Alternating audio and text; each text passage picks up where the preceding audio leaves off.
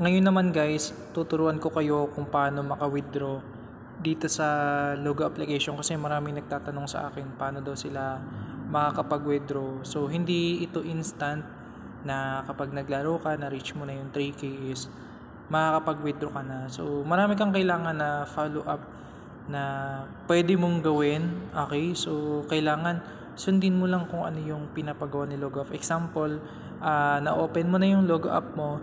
So meron ka ditong daily task na kailangan mong gawin.